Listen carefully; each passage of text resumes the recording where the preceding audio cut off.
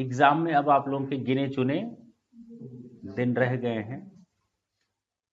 जितनी पढ़ाई करनी थी लगभग लगभग कर ली। होता क्या है कि जब हम एग्जाम देने जाते हैं, आज के बाद से हम एग्जाम की डेट तक कौन सी स्ट्रेटजी यूज करें और एग्जाम के दिन कौन सी स्ट्रेटजी यूज करें, हम लोगों से यानी तुम लोगों से काफी गलतियां होती हैं, छोटी छोटी, कोई बड़ी गलती नहीं होती। क्या होती है? और वो आपके रिजल्ट को अफेक्ट कर देती है। सबसे पहले आज से एक चीज याद रखेंगे कि जितना हो सके कम बातचीत करेंगे। क्या? जितना हो सके, क्या बोलना ही नहीं, ये भी नहीं बोलना है। अच्छा, तुरंत फॉलो कर लिया, नहीं बोलेंगे, जाइए। कम से कम बातचीत करनी है, यानी जो डिस्कशन वगैरह होता है फ्रेंड्स के बीच में, उस पर एनर्जी कम से कम यूज करनी है। पहला यानी लेट्स टॉक, लेट्स टॉक नहीं, लेट्स टॉक। पता चला सुनने में गलती हो गई तो चलो बातें करते हैं। तो लेट्स टॉक यानी कम से कम बातें करने, किसी के ऊपर चिल्लाना नहीं है। बहुत ज्यादा फर्क पड़ता है इससे आपके सोचने समझने की शक्ति पर, पावर पे। ठीक है ना? तो आपको अपनी एनर्जी सेव रखनी है। दूसरा, सीरियस हो गए, मान लिया पढ़ाई को लेकर सीरियस तो हो गए, लेकिन उस सीरियसनेस का फायदा क्या जो पढ़ाई पर ना यूज हो पाए। चुप रहना सीख तो गए, लेकिन चुप बैठना सीख गए, काम भी तो करना है। इस समय जितनी भी तैयारी आप लोगों ने की है, आने वाले 20-22 दिन जो भी आपके पास बचे हुए हैं, इसमें ज्यादा से ज्यादा रिवीजन करना है और कम से कम प्रिपरेशन करनी है। ज्यादा से ज्यादा आपको प्रैक्टिस करनी है। 3 फेज होते हैं। पहला फेज मैंने बार बार बोला है, प्रिपरेशन का होता है, वो फेज आपका अब खत्म हो चुका है। दूसरा फेज प्रैक्टिस का होता है, जिसमें आपको ज्यादा से ज्यादा क्वेश्चन सॉल्व करना, डिफरेंट डिफरेंट बुक्स को उठाना, ये होता है। और लास्ट फेज होता है रिवीजन। हमने आप लोगों से काफी सारी प्रैक्टिस करवाई है, प्रिपरेशन करवाई है, टेस्ट वगैरह लिए हैं, तो प्रैक्टिस हुई है, सफिशिएंट है, प्रिपरेशन हो चुकी है नियर अबाउट। आपको केवल अब एक हेडेक लेनी है, वो है रिवीजन। जितना ज्यादा रिवीजन करेंगे उतना फायदा होगा। क्या? तीसरा, आज से अब ये बताना है रिवीजन कैसे करना है, बता रहे हैं। फोन बैन हो जाना चाहिए, कि अभी भी चालू है, बंद है। फोन बंद हो जाना चाहिए, या केवल अर्जेंसी में ही फोन यूज होना चाहिए। फोन मतलब वो वाला डब्बे वाला नहीं, मोबाइल की भी बात कर रहा हूं। ठीक है ना? तो मोबाइल फोन वगैरह यूज नहीं करने हैं।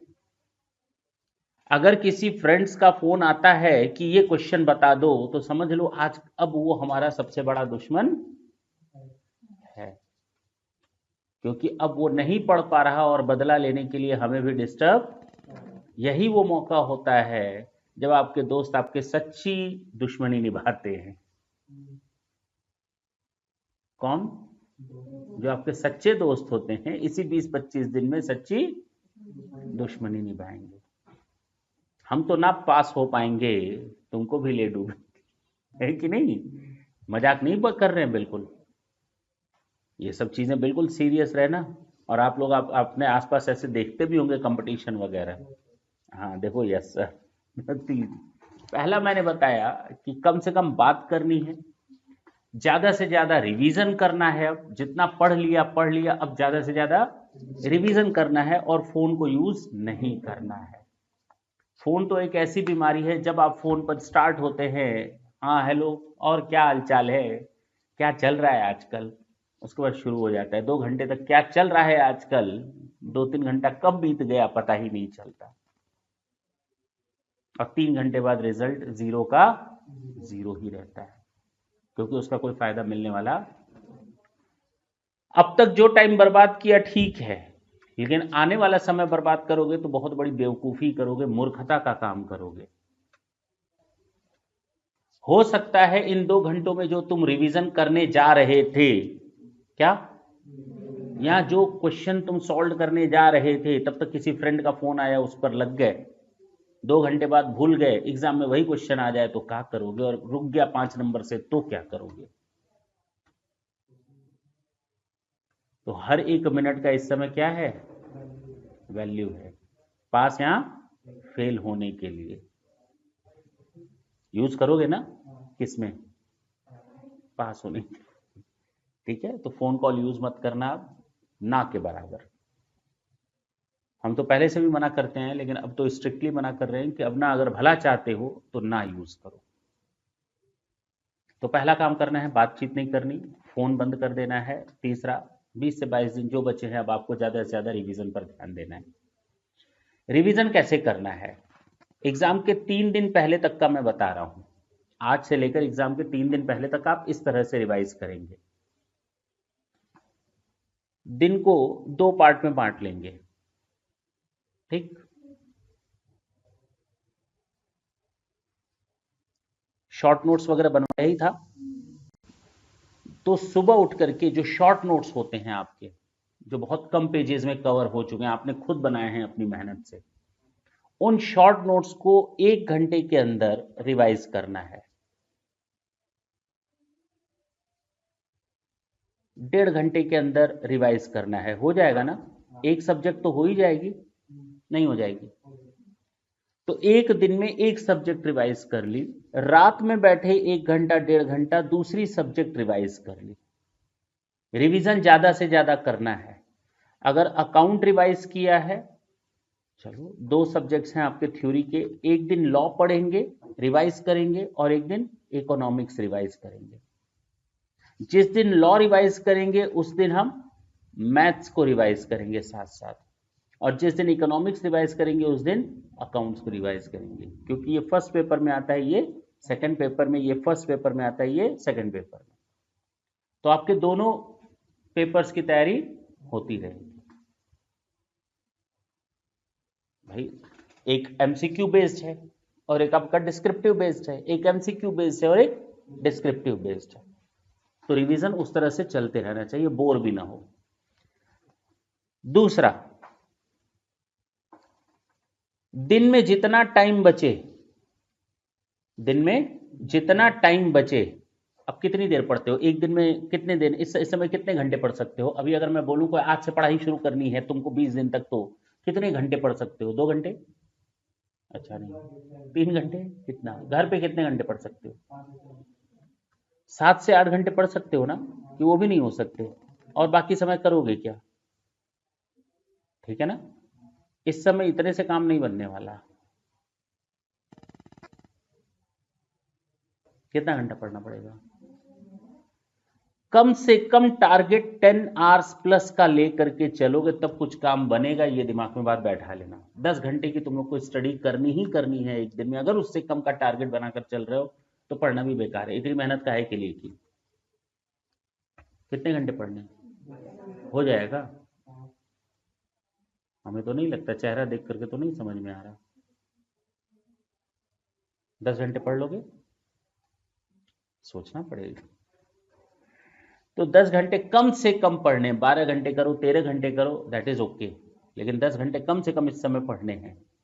और 10 घंटे में अगर तुम लोगों ने 2 से 3 घंटा इनको केवल शॉर्ट नोट्स को रिवीजन करने के लिए डेली लगा दिया, तब भी तुम्हारे पास 6 से 7 घंटे बचते हैं पढ़ने के लिए। कोई भी नई चीज करनी हो, कोई भी नई चीज करनी हो, उसके लिए 1.5 से 2 घंटे एलोकेट कर लो कि हम इन 2 घंटों में ये नई चीज करेंगे, जो अब तक नहीं पढ़ा उसको कवर करने की कोशिश करेंगे इन 20 दिनों में। चाहे अकाउंट हो, इकोनॉमिक्स हो, लॉ हो, मैथ्स हो, जो चीज नहीं पढ़ी है आज तक उसके लिए काम करेंगे। रिवीजन का काम हो गया, जो नई चीज पढ़नी है उसको कर लिया। अब जितना भी टाइम बचा आपके पास, 6 घंटे एक दिन में कम नहीं होते। अगर सीरियसली कोई बच्चा पढ़ना चाहे तो और हमें केवल रिवीजन करना है। हमें शॉर्ट नोट से रिवीजन का टाइम अलग हो गया। हमने 1.5 से 2 घंटे अपने फर्स्ट टाइम किसी टॉपिक को पढ़ने जा रहे हैं, उसको अगर पढ़ना है तो उसके लिए भी टाइम निकाल दिया। जैसे मान लो इकोनॉमिक्स पे कोई टॉपिक छूटा है, 1.5-2 घंटा बहुत है, एक दिन में कवर हो जाएगा वो टॉपिक। अकाउंट्स में कोई टॉपिक छूट गया है, उस टॉपिक को कवर कर सकते हो इसमें, जो नहीं पढ़े हो। पक्की बात है ना? तो कवर करने का काम इन्हीं 1.5-2 घंटों में करना है। बाकी जो 6 घंटे या 5 घंटे बचे उनका यूज कैसे करें, अब सुनना।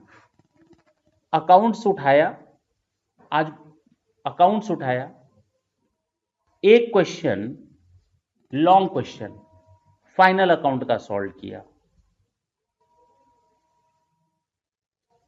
लिख करके नहीं, लिख करके नहीं, कैसे? केवल बुक से उठाया, टिक करते चले गए, पेंसिल से काटते चले गए, जो फंसा वहीं पर कैलकुलेशन करते चले गए कैलकुलेटर से। It is of no use to write each and everything, it is of no use to prepare the fair copy.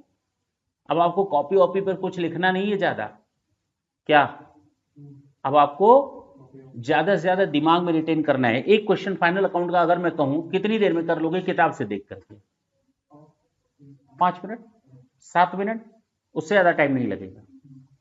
एक क्वेश्चन आपको उसी समय पार्टनरशिप का करना है, एक क्वेश्चन आपको रेक्टिफिकेशन का करना है, एक क्वेश्चन आपको बीआरएस का करना है। क्या नहीं होगा?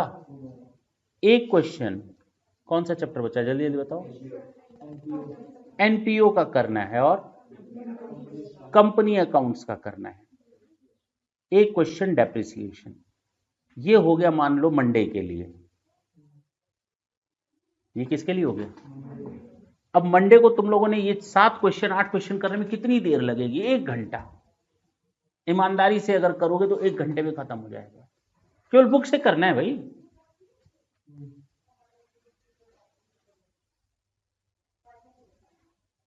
मान लो यही क्वेश्चन है, अब मुझे इस क्वेश्चन को सॉल्व करना है। ये मैंने छोटा क्वेश्चन लिया है, इस क्वेश्चन को सॉल्व करना है, तो कैसे करेंगे? अच्छा, राम और रहीम ने बिजनेस स्टार्ट किया, 50,000 30,000 कैपिटल आ गई, उनकी कैपिटल अकाउंट में चला गया, ठीक है, 50,000 30,000 आगे बढ़ो। अब तुम्हारे सामने तो बुक खुली है, ये तो हम नीचे ऊपर स्क्रॉल अप स्क्रॉल डाउन करेंगे तो मेरे को टाइम ज्यादा लगेगा या समझने में, लेकिन बस ऐसे टिक करते चले जाना है। 2-2 मिनट में क्वेश्चन हो जाएंगे, 3-3 मिनट में हो जाएंगे बड़े बड़े क्वेश्चन, 5 मिनट से ज्यादा नहीं लगा। अगर कोई एडजस्टमेंट फंसी, कैलकुलेटर उठाकर उसको कैलकुलेट करो। बात समझ में आई? तो अब बताओ कितनी देर में कर लोगे तुम लोग? कितनी देर में ये क्वेश्चंस कर लोगे? ज्यादा लग रहा है, चलो इसको हटा दिया, अब कितनी देर में होगा? 1 घंटे में हो जाएगा, ये आराम से हो जाएगा 1 घंटे में, हाँ या ना? ट्यूसडे को बाकी चैप्टर उठाओ, कौन कौन से चैप्टर बच्चे जरा बता सकते हो? एक क्वेश्चन एनपीओ का, एक क्वेश्चन कंपनी का, और एक क्वेश्चन हो गया कंपनी अकाउंट्स में, आ गया डिबेंचर, हाँ हो गया, बिल्स ऑफ एक्सचेंज और कंसाइनमेंट, एवरेज ड्यू डेट और इन्वेंट्री। हमें नहीं लगता एक एक क्वेश्चन से ज्यादा करना है, अच्छे अच्छे क्वेश्चन करने। अब ये नहीं डेबिट पहली एक्स ने वाई को माल बेचा, अब इस तरह की एंट्रीज कर रहे हो, अब वो टाइम इस समय तुम लोग को एग्जाम में जो क्वेश्चन आ रहे हैं उनको सॉल्व करने, जो बड़े क्वेश्चन है, लेंदी क्वेश्चन है, उनको सॉल्व करने। कितनी देर लगेगी इनको? 1 घंटे से ज्यादा नहीं लगने वाला, 1 घंटे से ज्यादा नहीं लगने वाला। चलो 1.5 घंटे का हम एक स्पेस दे देते, बहुत है, बहुत है, हो गया रिवीजन अकाउंट्स का। सेम यही काम आपको मैथ्स में करना है, हर एक चैप्टर से एक एक 2-2 क्वेश्चन उठाकर केवल कैलकुलेटर पे, कॉपी नहीं, कॉपी पे रफ करना है, अगर जरूरत पड़ी नोट्स बनाने, वर्किंग नोट्स बनाने के लिए रफ करना है, 2 और 2 4 रफ करना है, ये नहीं फेयर करना शुरू करने। 1-1.5 घंटे के अंदर 7-8 चैप्टर के क्वेश्चन सॉल्व हो जाए, एक एक 2-2। क्या बुराई है मैथ्स में? नहीं है ना? ये टोटल आपका, अगर हम होते तो ये 30-40 मिनट से ज्यादा नहीं लेता। अब तुम लोग का कितना लेता है? हम मान लेते हैं 1 घंटा लेगा। 1 घंटा अकाउंट्स में, 1 घंटा मैथ्स में, इस तरह से रिवीजन करना है।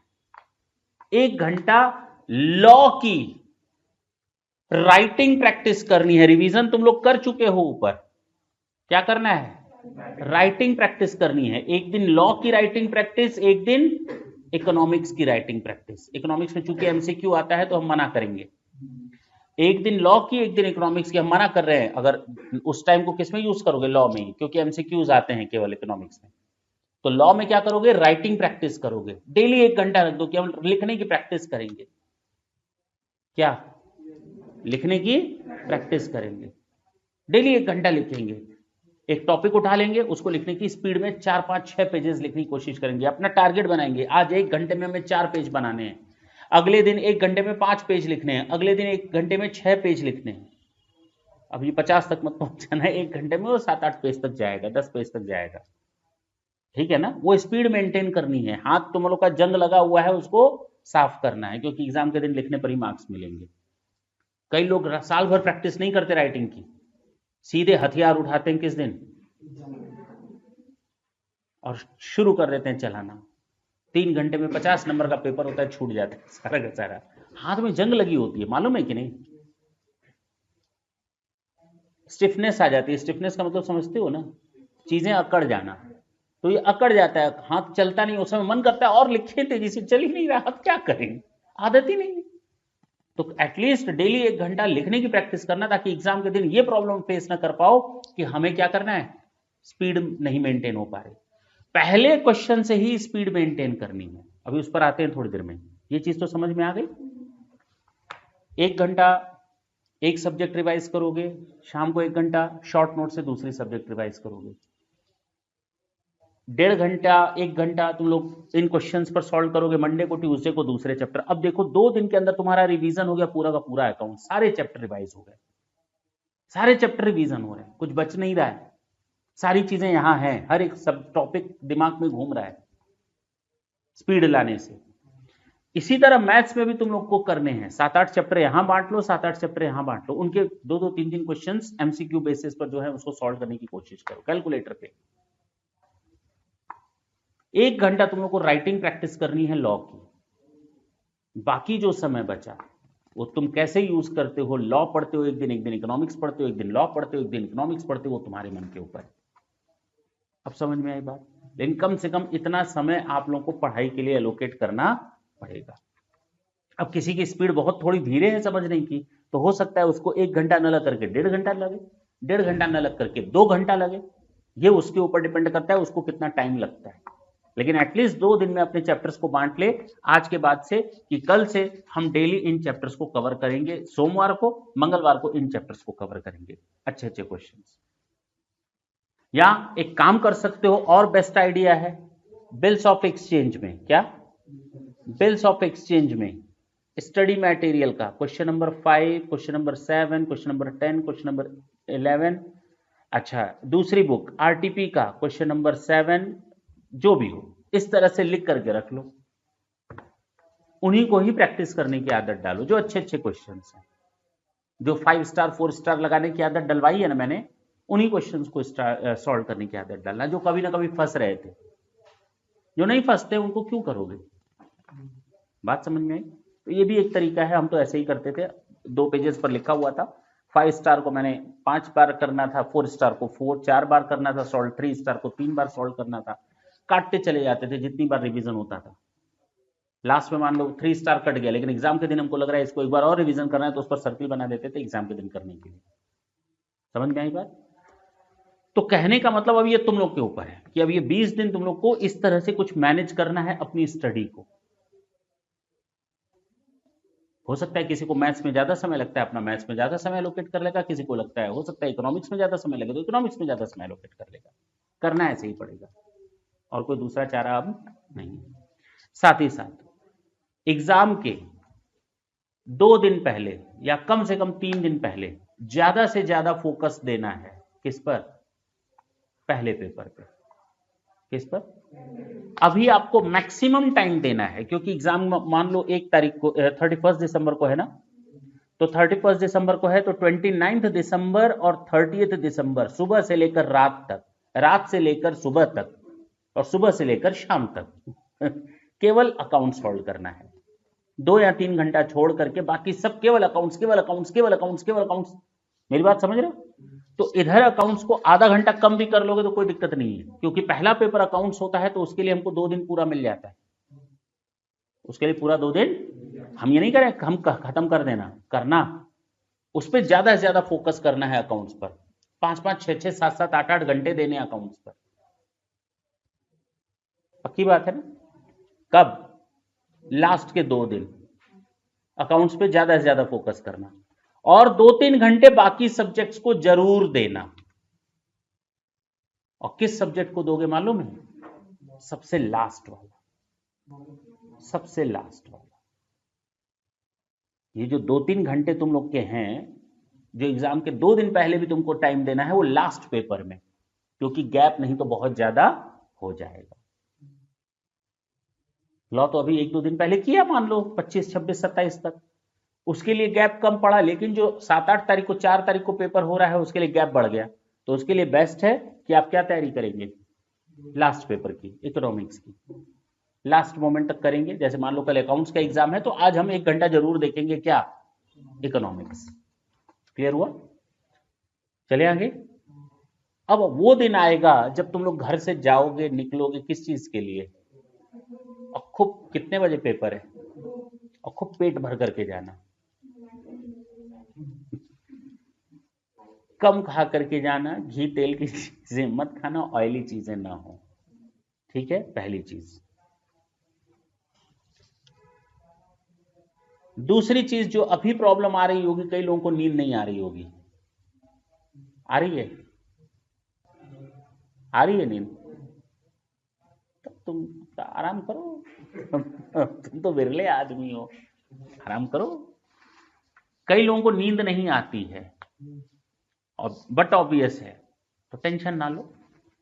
इस समय दिमाग ज्यादा काम करने लगता है, और टेंशन के मारे दिमाग पॉजिटिव आपको एनर्जी देता है, बेटा पढ़ लो, टेंशन ना लो। पढ़ने से ही तुम्हारा सॉल्यूशन होगा, टेंशन लेने से सॉल्यूशन। तो पढ़ो, सॉल्यूशन उसमें है, सॉल्यूशन टेंशन लेने में नहीं है। नींद नहीं आ रही तो अच्छी बात है, तो बहुत अच्छी बात है, नींद नहीं आ रही, पढ़ो ना। रात का 2 बज गया, 3 बज गया, सुबह हो गई, नींद नहीं आई, पढ़ो। जब नींद आएगी गिर जाना। क्या? जब नींद आए किसी डॉक्टर के पास ना चले जाना। गलती से भी डॉक्टर के पास गए, एल्ट्रॉक्स या एल्प्राजोलाम लिख देंगे, और अगर उन्होंने ये दवा लिख दी और तुमने वो दवा खा ली, तो बेटा आराम से एग्जाम निकल जाएगा, पता नहीं। कोई ऐसा मेडिकेशन यूज मत करना। टेंशन है, पढ़ाई हो रही है, करने दो, चलने दो। नींद करने की जरूरत नहीं, जबरदस्ती नींद लाने की जरूरत नहीं है। करवट बदल रहे हैं, नींद नहीं आ रही, सोना ही मत, अपना पढ़ते रहो। जब लगे कि आंख बंद हो रही है, गिर रहे भैया, गिर जाओ वहीं पर, कोई दिक्कत नहीं है। समझे मेरी बात? लेकिन डॉक्टर के पास मत जाना। अच्छा, एग्जाम के दिन 2 घंटे 3 घंटे भी नींद आ गई, बहुत बड़ी बात है, आने देना। 2 घंटे आ रही है नींद, सो जाना। 3 घंटे आ रही है, बहुत है उतना, टेंशन लेने की जरूरत।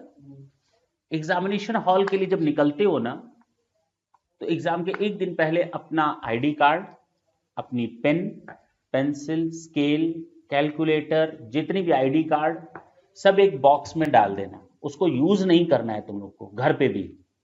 वो बॉक्स या वो बैग केवल एग्जामिनेशन हॉल में खुलेगा, बंद हो जाएगा, अगले दिन वहीं खुलेगा, वहीं बंद हो जाएगा। क्या? कैलकुलेटर हम इकोनॉमिक्स के पेपर में भी लेकर के जाएंगे, और लॉ के पेपर में भी लेकर के जाएंगे।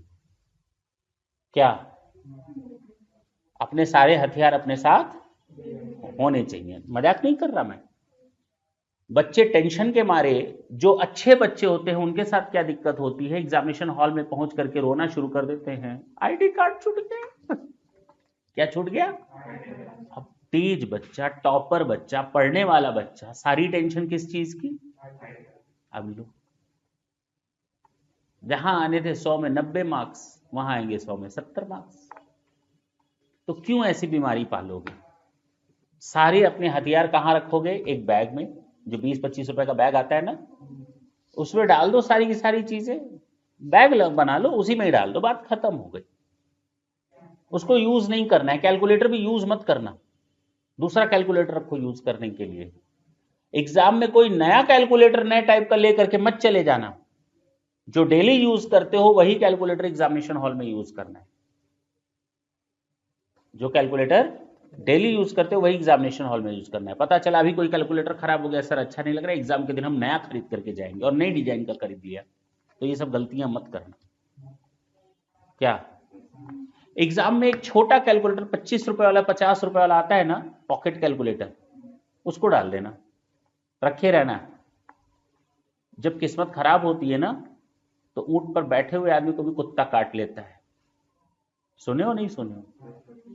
तो यहां पर भी 50 रुपए का एक कैलकुलेटर एक्स्ट्रा रखे रहना बैग में। अगर मान लो तुम्हारा रेगुलर कैलकुलेटर उस समय खराब हो जाए, गिर जाए, कहां जाओगे? सबकी एक एक दो दो पेन पेंसिल एक्स्ट्रा रखे रहना। बात समझ में आई? चलिए आगे। होता क्या है, बच्चा घर से निकलता है एग्जामिनेशन हॉल के लिए, एग्जामिनेशन हॉल पहुंचता है और सारे दोस्तों से गले मिलते हुए जाता है। कोई फायदा नहीं है, किसी को ना देखना है, ना किसी से कोई बात करनी है। और क्या हालचाल है, कैसी तैयारी है, सब पढ़ लिया? नहीं नहीं पढ़े, ये नहीं आएगा, ये आएगा, ये एग्जाम में आएगा, ये नहीं आएगा, इन सर ने ये बोला था, इस सर नहीं बोला था। अरे भाड़ में जाएं सारे लोग, तुम्हें किसी से कोई लेना देना। कोई कहे और दोस्त क्या हाल है, जूता निकालो 2 दे दो। मजाक नहीं कर रहा हूं मैं बिल्कुल, इसको मजाक में मत लेना। अपने रास्ते जाओ, वो साल भर उसके लिए मेहनत की हो और जब एंड टाइम आ रहा है उस समय हाल चाल पूछ रहे हो, उस समय ये डिस्कशन करोगे क्या एग्जाम में आने वाला है, क्या एग्जाम में नहीं आने वाला है, कोई मतलब नहीं। अपने एग्जामिनेशन हॉल में जाओ, कहीं मैदान में दूर कोना पकड़ लो, अपना पढ़ाई शुरू कर लो। कई लोग कहते हैं ब्रीद इन ब्रीद आउट करो, कोई मतलब नहीं है, वहां योगा करने नहीं गए हो।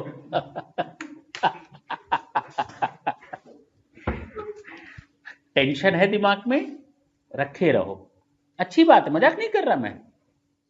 टेंशन है ना दिमाग में, पढ़ने का मन कर रहा है ना, ये भी रिवाइज कर ले, ये भी रिवाइज कर ले। कई लोग फिलॉसफी झाड़ते हैं, अरे यार क्या पढ़ रहे हो, हम तो छोड़ दिए, हमको तो बोला गया है आधे घंटे पहले 1 घंटे पहले कुछ नहीं पढ़ना चाहिए। तुम कहना तुम चक चक हट के घर से, हम तो एग्जाम के 1 सेकंड पहले तक पढ़ेंगे भैया, मेरी मर्जी, हम पढ़ेंगे, तुम अपना नॉलेज अपने जेब में रखो, हाँ मत आओ।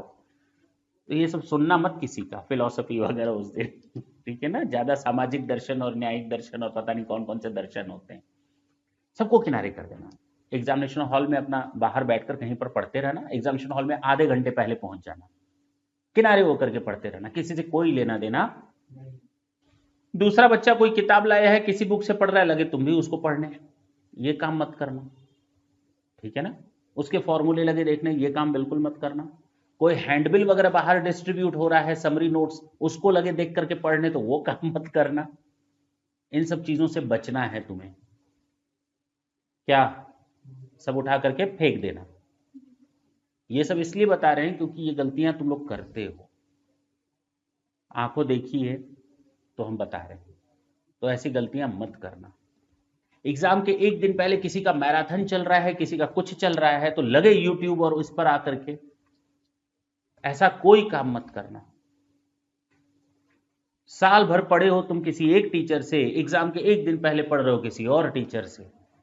साल भर दिमाग में डाले हो एक सिस्टमेटिक तरीके से कहानियां और स्टोरीज, एग्जाम के 1 दिन पढ़ रहे हो नए तरीके की स्टोरी। साल भर तुमको बताया गया बेटा ये इंपॉर्टेंट है, एग्जाम के 1 दिन पहले रात को तुम्हें पता चल रहा है ये तो हमें आता ही नहीं है, इस तरह से तो हम किए ही नहीं है। तो तुम्हारा कॉन्फिडेंस अप होगा या डाउन होगा? क्या तुमने आज तक क्वेश्चन सॉल्व नहीं किए? क्या तुम्हें कम सॉल्व करवाया गया? तो एग्जाम के 1 दिन पहले लगे तुम मैराथन वगैरह देखने। अरे वो उन लोगों के लिए होता है जो साल भर नहीं पढ़े होते हैं, उनको शॉर्टकट चाहिए होता है, 10 घंटे के अंदर किताब पढ़ा ले और सेल्फ सेटिस्फेक्शन मिल जाए कि हमने पढ़ाई कर ली। ये बेवकूफी वाली बातें होती हैं, एग्जाम के एक दिन पहले जब हथियार चलाने का टाइम है, दिमाग को रगड़ने का टाइम है, तो तुम वीडियोस देख रहे हो। अब समझ में आई? ऐसा कोई भी एडवेंचर मत करना, वो उनको करने देना जो करते हैं, करवाते हैं। तुम्हारे लिए वो चीजें नहीं है, समझे? एग्जामिनेशन हॉल में बैठे, बिल्कुल शांति से बैठना, कोई किसी से कोई लेना देना नहीं, अपनी कॉपी आने का इंतजार ही करना। पहले क्वेश्चन से ही स्पीड मेंटेन करनी है। क्या बोला मैंने? ये क्वेश्चन हमें बहुत अच्छी तरीके से आता है, इसको तो हम आराम से सॉल्व करेंगे भैया, कुछ नहीं होने वाला। कैसे क्वेश्चंस को पिक करना होता है जरा हम वो बात बता दें। मान लो क्वेश्चन पेपर कभी भी टफ नहीं होता, क्वेश्चन पेपर कभी भी इजी नहीं होता। क्या अगर मैं बोलूं क्वेश्चन नंबर 1 2 3 4 5 6, मैं आपके सामने क्वेश्चन रखूं, शुरू के 3 क्वेश्चन आपके लिए इजी हैं। पहला क्वेश्चन देखा, दांत दिख गया, हो जाएगा। दूसरा क्वेश्चन देखा, दांत दिख गया, हो जाएगा। तीसरा क्वेश्चन देखा, दांत दिख गया, हो जाएगा। क्वेश्चन पेपर इजी हो गया आपके लिए, क्योंकि आपका माइंड सेट हो गया, मुझे तो 3 क्वेश्चन आ ही रहे हैं शुरू के, साइकोलॉजिकली। और वहीं अगर मैं उल्टा कर दूं, ये टफ क्वेश्चंस हैं आपके लिए, मैं इनको अगर पहले रख दूं, क्वेश्चन पेपर हाथ में मिला, हे भगवान कैसे होगा, दिमाग निगेटिव गया। दूसरा क्वेश्चन देखा, क्या होगा। तीसरा क्वेश्चन देखा, अब क्या होगा, दिमाग निगेटिव हो जाएगा। और ये साइकोलॉजिकल इंपैक्ट पड़ता है। पेपर कभी टफ या इजी नहीं होता, क्वेश्चन देखने रखने और सिस्टम समझने की फेर है बस। करना क्या है आप लोगों को, चुपचाप क्वेश्चन पढ़ना है। क्वेश्चन नंबर 1 हो जाएगा, ठीक है। क्वेश्चन नंबर 2 नहीं हो पाएगा, ठीक है। क्वेश्चन नंबर 3 हो जाएगा, ठीक है। क्वेश्चन नंबर 4 नहीं हो पाएगा, 5 नहीं पाएगा। 3 क्वेश्चन हो रहे हैं ना, पहले हम इन पर ध्यान देंगे। होगा तुम लोगों से सारा, ऐसा नहीं है कुछ पढ़े हुए नहीं हो, होगा सारा, लेकिन उसमें रैंक देना पड़ता है कि कौन सा क्वेश्चन हमको बहुत अच्छे तरीके से आता है। ये 4 मार्क्स का है, ये 5 मार्क्स का है, ये 15 मार्क्स का है। सबसे पहले इसको पिक करोगे। जो 2 नंबर 3 नंबर के क्वेश्चन होते हैं ना, उसमें करना कुछ नहीं होता है, या तो फॉर्मूला रखना होता है या 2 लाइन लिख करके किनारे हो जाना होता है। अगर हम बात करें अकाउंट्स की, तो सबसे पहले थ्योरेटिकल जितने भी क्वेश्चंस हों उनको सॉल्व कर लो। जितने भी थ्योरेटिकल, उसमें गलती की कोई पॉसिबिलिटी है क्या? नहीं ना, नहीं है। 25 मार्क्स क्वेश्चन है मान लो, तो चलो 20 मार्क्स के क्वेश्चन है, कर लो, खत्म करो, किनारे करो। एमसीक्यू है, सबसे पहले उसको किनारे करो। ट्रू फॉल्स है, सबसे पहले उसको किनारे करो। कोई डेफिनेशन पूछा है, कोई शॉर्ट नोट्स पूछा है, कोई डिफरेंस पूछा है, distinguish between this and this, उनको पहले सॉल्व कर लो। तो पहले थ्योरी को खत्म कर लेना 20-25 नंबर, और फर्स्ट क्वेश्चन से ही स्पीड मेंटेन करना। ऐसा कोई काम मत करना कि पहला क्वेश्चन हम 16 मार्क्स वाला पिक कर लें। ये गलती भूल से भी मत करना, भले ही वो क्वेश्चन अभी सुबह सुबह तुमने सॉल्व किया हो। क्या मैंने क्या बोला? वो क्वेश्चन अभी अभी सॉल्व करके घर से आए हो, वो सामने 15 नंबर में दिख रहा है, मत करना उसको टच। सबसे पहले इन क्वेश्चंस को खत्म करना, थ्योरी को, 20 मार्क्स एमसीक्यू को, उनको किनारे करो। अब आओ न्यूमेरिकल पे। न्यूमेरिकल में सबसे पहला क्वेश्चन पिक करोगे जो 2 मार्क्स का होगा, 3 मार्क्स का होगा या 4 मार्क्स का होगा। ये क्वेश्चन बहुत इजी होते हैं, करना कुछ होता नहीं है, 1 मिनट लगता है सॉल्व हो जाता है, 2 मिनट लगेगा सॉल्व हो जाएगा, 3 मिनट लगेगा सॉल्व हो जाएगा। फॉर्मूला बेस्ड होगा या कोई फॉर्मेट बेस्ड होगा, करके झंझट खत्म करो, इस पे ज्यादा दिमाग लगाने की जरूरत। पहले क्वेश्चन से स्पीड मेंटेन करना। अगर क्वेश्चन 2 मार्क्स का है तो इसके लिए 3 से 4 लाइनें ही लिखना। कंसाइनमेंट अकाउंट क्या होता है बताइए? अब आ तो रहा है पूरा चैप्टर, 2 लाइन में कैसे बताएं? 3 पेज लिख लिया, मिलना तो 2 ही नंबर है। तो ऐसा कोई भी काम मत करना। 2 नंबर का आंसर है, 2 नंबर का क्वेश्चन है, तो 2 नंबर के बराबर का ही वेटेज देना आंसर लिखते समय। जो पूछा है वही आंसर लिखेंगे, कहानी उसमें लिखना मना है, क्योंकि इस सीए वगैरह के एग्जाम में आपको स्टोरी बेस्ड मार्क्स नहीं मिलते। क्या कहानियां लिखने पर मार्क्स नहीं मिलते, जो पूछा है वही लिखना है। आपको 10 लाइन तैयार है, 12 लाइन तैयार है, 12 लाइन ही लिखो, भले ही 10 मार्क्स का क्वेश्चन है। जितना तैयार है ढंग से वही लिखो, फालतू कहानियां लिखोगे ये समझ लो वेस्टेज। तुम्हें लगता है 10 मार्क्स कैसे मिल जाएंगे हमको एक पेज लिखने से, तो ये तुम्हारा काम नहीं है। फालतू काम करोगे उस समय तो टाइम का वेस्टेज भी है, दूसरे क्वेश्चन पर उसका इंपैक्ट पड़ेगा। तो जितना आता है उतना लिख करके आगे बढ़ो। अब समझे, मेरी बात समझ में आई? 2 मार्क्स में 3-4 लाइन, 3 मार्क्स में 5-6 लाइन, 4 मार्क्स में 7-8 लाइन, यानी डबल लिखनी है। 1 मार्क्स में 2 लाइन, 8 मार्क्स में 16 लाइन। सो सिंपल, 20 लाइन, उससे ज्यादा नहीं लिखना। समझ में आई बात? न्यूमेरिकल जब टिक करोगे तो सबसे छोटा न्यूमेरिकल, उसके बाद बड़ा न्यूमेरिकल, उसके बाद। अब तुम लोग कहोगे सर हम लोग को तो ये बोला जाता है आंसर नंबर 1 का ए लिखे हो तो इसके बाद आंसर नंबर 1 का बी लिखना पड़ता है। ये इंस्ट्रक्शंस दिए जाते हैं कि आपको क्वेश्चन पेपर में लाइन बाय लाइन उठाना है। अगर क्वेश्चन नंबर 3 उठाया तो उसके सारे पार्ट से एक तरफ लिखो। ऐसे नहीं क्वेश्चन नंबर 1 का बी लिखा फिर दूसरा क्वेश्चन उठाया 3 का ए। ऐसे कर सकते हो क्या? करो। नहीं कर सकते तो भी करो। ये सब मत एग्जाम में देखना। रोड पे लिखा रहता है बाएं चलिए, तो क्या हम हमेशा तुम लोग बाएं चलते हो? कभी कभी तो दाएं भी चलते हो ना। तो क्या कोई डंडा मारता है दौड़ा करके? रूल सबके लिए इक्वल बनाया जाता है, हम ये नहीं करें, लेकिन हाँ तुम अपनी कन्वीनियंसी के हिसाब से चलना, ठीक है ना? जो क्वेश्चंस आते हैं पहले वही देखना है, टीचर के दिमाग को पकड़ना है। अगर तुम्हारी कॉपी आई, क्वेश्चन नंबर पहला जो तुमने किया है वो सही, दूसरा जो किया है वो भी सही, तीसरा जो किया है वो भी सही, फोर्थ जो किया है वो भी सही, टीचर के दिमाग में आपके बारे में एक पॉजिटिव इमेज बन गई कि बच्चा पास होने वाला है। अगर 5वें में गलती भी हो गई, सुनना मेरी बात, दूसरा पहला क्वेश्चन, दूसरा क्वेश्चन, तीसरा, फिफ्थ, पहला क्वेश्चन आंसर, दूसरा क्वेश्चन आंसर, तीसरा सही, चौथ, फोर्थ, दिमाग में इमेज खराब। अब यही मैं टीचर के सामने question number 5 same copy paste करके दूं, सेम, दोनों में वही आंसर है, यहां पर गलत होने के बावजूद टीचर आपको 6 मार्क्स देगा और यहां पर वही करने के बावजूद 2 मार्क्स देगा या 3 मार्क्स देगा। ऐसा क्यों? Image, mindset. अब समझ में आ रही बात?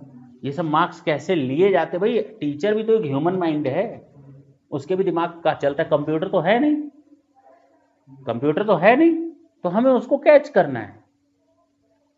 समझे मेरी बात? तो हमें क्या करना है, शुरू में वो क्वेश्चंस लिखने हैं जो हमें पास करा सकते हैं, जो सही सही सही सही सही सही सही सही सही ही हो। सबसे पहले थ्योरी करके किनारे, गलत होने की चांस नहीं है। उसके बाद न्यूमेरिकल, न्यूमेरिकल में सबसे बड़ा वाला न्यूमेरिकल पहले करोगे। अच्छा, सबसे छोटा वाला 2 मार्क्स 3 मार्क्स से क्वेश्चन करोगे, हाँ या ना? सीक्वेंस मत देखना कौन सा कर रहे हो, सीक्वेंस देखने की जरूरत। मान लो ये कॉपी है तुम्हारी,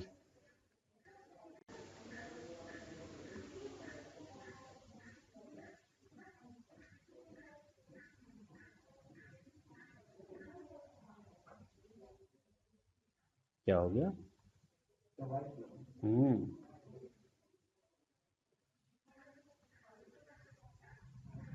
मान लो ये पेजेस हैं। अब क्वेश्चन नंबर कैसे लिखना है? ऊपर इतनी मार्जिन होती है ना? नहीं होती? होती है।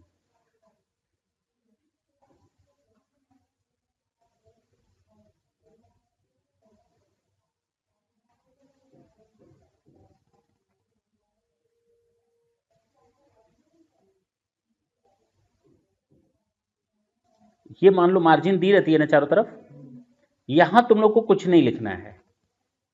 ये मार्क्स अवॉर्ड करने के लिए होती है, ये तुम लोग का एरिया नहीं होता। ऊपर जो होता है वहां लिखने की जरूरत नहीं है, नीचे जो होता है वहां लिखने, यहां केवल पीटीओ लिखने के अलावा कुछ नहीं लिखना है। बात समझ में आई? क्वेश्चन नंबर 1 स्टार्ट कर रहे हैं तो लिखेंगे हम आंसर नंबर 1 का बी, और एक लाइन छोड़ करके आंसर लिखेंगे। मान लो ये आंसर यहां तक खत्म हो गया। अब यहां मत लिख देना आंसर नंबर 1 का सी या 2 का सी ना, इसको फ्रेश पेज से स्टार्ट करना। क्या? आंसर नंबर 2 का डी लिख दिया। अब ये आंसर यहां खत्म हो गया, तो 3-4 लाइनें छोड़ करके, 3 लाइनें छोड़ करके लिखना आंसर नंबर 4 का ए। बात समझ में आई? ये क्लियर नजर आना चाहिए, ये बिल्कुल क्लियर नजर आना चाहिए दूर से। इससे चिपका करके बिल्कुल मत लिखना, और ना जब खत्म हो, यहां पर खत्म हो तो अगली लाइन से मत लिखना, 2-3 लाइन छोड़ करके लिखना। क्लियर है? और जब यहां पर ये लिखे हो तो अब 1 लाइन 2 लाइन छोड़ करके आंसर लिखना इत्मीनान से। कॉपी लेने की टेंशन न लेना, टीचर कॉपी देगी कि नहीं, बिल्कुल देंगे वो लोग, उनका काम है कॉपी देना। आप 3rd शीट मांगिए, 4th शीट मांगिए, ये आपके ऊपर है, मना नहीं करेंगे। ठीक है ना? मेरी बात समझ में आई? क्लैरिटी होनी चाहिए, स्केल का यूज पूरा होना चाहिए। फॉर्मेट क्वेश्चन में मैंने तुम लोग को पूरा प्रैक्टिस करवाया है क्लास में। क्वेश्चन नंबर 1 का जो हो फॉर्मेट, लेजर का, मान लो लेजर का बना रहे हो तो फर्स्ट क्वेश्चन में particular date, ledger folio, journal folio वगैरह सब लिखोगे पहले क्वेश्चन में। उसके बाद जो लेजर बनाओगे वहां मत लिखना। जर्नल एंट्रीज पहले क्वेश्चन की बनाओगे तो पूरा फॉर्मेट बनाओगे, दूसरे क्वेश्चन से भले फॉर्मेट तो पूरा बनाओगे, लिखने की जरूरत नहीं है बार बार डेबिट कॉलम, क्रेडिट कॉलम, ये लिखने की जरूरत नहीं है। You can start your answer, but yes prepare all the columns और ऑल द रोज। आपको सारे के सारे रोज एंड कॉलम्स तो बनाने ही पड़ेंगे स्केल से। क्लियर है? पक्की बात हुई ना? समझ में आ रहा है ये? अगर कोई क्वेश्चन पहली बार में मैच नहीं किया, बीआरएस का क्वेश्चन आया और आंसर मालूम है लेकिन मैच नहीं कर रहा, तो बीमार होने की जरूरत, एक बार और देखेंगे, ट्राई करेंगे। क्या मैंने बोला? मान लो डिफरेंस आ रहा है 5000 का, तो इसके 3 फिगर निकाल लेना, 2500, 5000 और 10,000, आधा, सेम और डबल। ये कोशिश करना, ये 3 फिगर क्या क्वेश्चन पेपर में, उस क्वेश्चन में कहीं दी हैं क्या उसमें कोई गलती हुई है क्या? मेरी बात समझना। आंसर अगर एक बार में मिल जाए तब तो ठीक, अदरवाइज दोबारा मत देखना उसको, आगे बढ़ जाना। क्या? आगे बढ़ जाना। बैलेंस शीट तुम मिला रहे हो, बैलेंस शीट मैच नहीं कर रही, 20,000 का डिफरेंस आ रहा है। किसका डिफरेंस आ रहा है? तो क्वेश्चन को देख लो एक बार, मिल जाए आंसर तो ठीक, ना मिले वही 20,000 को क्या करोगे? आधा करोगे, सेम रखोगे, डबल करोगे। देख लेना कोई फिगर है क्या ऐसी, मिल गया तो ठीक, नहीं मिला तो क्वेश्चन में ये देखना एसेट साइड में ज्यादा एडजस्टमेंट थे या किस साइड ज्यादा एडजस्टमेंट थे? किसी एक साइड होंगे ना, तो जिस साइड एडजस्टमेंट ना के बराबर थे वहां का टोटल दोनों तरफ लिख देना। अरे नहीं समझ में आई बात? जिस तरफ एडजस्टमेंट ना हो, एसेट साइड में एडजस्टमेंट ना के बराबर थे, कम से कम थे, कैश में ज्यादा ट्रांजैक्शंस नहीं थे ना के बराबर, लायबिलिटी साइड में ज्यादा एडजस्टमेंट थे, तो एसेट साइड का जो टोटल है दोनों साइड लिख देना, छुट्टी कर देना। लायबिलिटी साइड में कम एडजस्टमेंट थे, एसेट साइड में ज्यादा थे, तो लायबिलिटी साइड का टोटल लिख करके छोड़ देना। बात समझ में आई? दूसरा, मान लो कोई क्वेश्चन आया फाइनल अकाउंट का, उसमें 6 एडजस्टमेंट्स दी हुई हैं। कितनी दी हुई हैं? और इनमें से कोई एक एडजस्टमेंट हमें नहीं आती, हमें मालूम है अगर उस एडजस्टमेंट को टच करेंगे तो हमारा आंसर गलत हो सकता है, देयर इज अ पॉसिबिलिटी, और मैं उस समय डेयरिंग नहीं कर सकता कि उस रिस्क को लूं, मैं उस एडजस्टमेंट को पूरा क्वेश्चन पेपर से उड़ा दूंगा, ये मानते हुए कि वो पूछा ही नहीं गया है। क्या माना है? दिया ही नहीं है, उसको देखना भी मत। क्या? और ना उसको डेबिट करोगे ना उसको, तब भी आंसर मैच कर जाएगा। और मार्क्स कितने कटेंगे? अगर 16 मार्क्स का होगा तो इस पर 3 नंबर होंगे तो 3 नहीं मिलेंगे, बस बाकी 13 तो मिलेंगे ना। मेरी बात समझ रहे हो? उस एडजस्टमेंट को बिल्कुल ना डेबिट करना ना क्रेडिट करना, देखना भी मत कि पूछा भी है, ये भूल जाना कि वो एग्जामिनेशन हॉल में पूछा गया है पेपर में, वो एडजस्टमेंट काट डालना। और 2 एडजस्टमेंट ना है तो दोनों काट डालना। मेरी बात समझ रहे हो? कम से कम ये मार्क्स तो तुम लोग गेन कर लोगे, फॉर्मेट का मार्क्स गेन कर लोगे। अब समझ में आई बात? भागते चले जाना, पीछे मुड़ करके, अगर कोई क्वेश्चन फंस गया है, बहुत इजी है, नहीं समझ में आ रहा, तो ये मैं बता दे रहा हूं, पीछे मुड़कर मत देखना, अपना काम आगे बढ़ाओ। वो 3 घंटे होते हैं, 3 घंटे में हम प्रैक्टिस करने के लिए नहीं बैठे, गलती ढूंढने के लिए नहीं बैठे हैं। बात समझ में आई? आगे बढ़ते जाओ। कोशिश करना पेपर आपका 3 घंटे में जब 10 मिनट बाकी हो कंप्लीट हो जाए। जितने पॉइंट्स टच नहीं किए हो उनको दोबारा देखने के लिए, जो चीजें टच नहीं किए हो उनको गो थ्रू करने के लिए। जैसे बीआरएस नहीं मैच किया था, अब इसको चेक करो, 10 मिनट है ना, अब आराम से चेक करो। तुमने पेपर कंप्लीट कर लिया, अब तुम्हारे पास जो 10-15 मिनट बचे हैं, बिलीव करो ये होता है, ये थ्योरेटिकली मैं नहीं बता रहा, ये मैंने किया है तो मुझे मालूम है कि कहां क्या फायदा मिलता है। आराम से करना। अगर तुम लोगों ने फर्स्ट क्वेश्चन से स्पीड बनाई तो 2.25 घंटे में पेपर खत्म होना ही होना है। अगर बिना पीछे देखे हुए आगे बढ़ते चले गए तो जितने मार्क्स का क्वेश्चन है उतने मार्क्स के बराबर का आंसर दिया तो आपका क्वेश्चन पेपर 2.25 घंटे में खत्म होना ही होना है, 3 घंटा नहीं लगेगा। अब जो 10-15 मिनट बचते हैं ना, आराम से उन पॉइंट्स को देखने की कोशिश करना। किनको? जैसे मान लो हमने कहा बीआरएस नहीं मैच कर रहा था, अब आराम से देखो कहां गलती है। मिल गया तो ठीक, एक बार में नहीं मिला लेट इट बी, चलो फाइनल अकाउंट में देखते हैं क्या गलती है। अब गलतियों को ठीक करो। अब क्या करोगे? बस सजाने का काम करोगे, गलतियों को ठीक करने का काम करोगे। हर पेज के नीचे पीटीओ छूट गया है तो उसको लिखने का काम करोगे, ये काम करोगे। अपने रोल नंबर को ढंग से लिखने का काम करोगे, मतलब जो रोल नंबर अगर तुम्हें लगता है कि सही नहीं तरीके का लिखने का, कोई गलती ना रह जाए उसका, ये काम करना है। उसके बाद जब पेपर खत्म होता है, बाहर निकलोगे, पेपर अच्छा हुआ या बुरा हुआ, दोस्त मिला कोई, और कैसा हुआ पेपर, जूता निकालो मत दो, मजाक बिल्कुल नहीं कर रहा, किसी से कोई लेना देना नहीं। बात समझ में आई? चुपचाप घर पे आना, उस पेपर को फाड़ देना रास्ते में, हम मिले तो हमको दे देना, लेकिन उसको घर मत ले जाना। या अगर घर ले भी जाओ तो दोबारा निकाल करके मत देखना कितने मार्क्स का तुमने अटेंड किया है और कितने मार्क्स आएंगे, क्या गलत है क्या सही है, उससे कोई लेना देना नहीं। अभी हमको नेक्स्ट पेपर पर फोकस करना है। जब चारों पेपर खत्म हो जाएंगे, समय ही समय है, खूब बतियाएंगे सबसे। रोने का मन कर रहा है ना, 4 दिन बाद रोएंगे, नहीं समझे?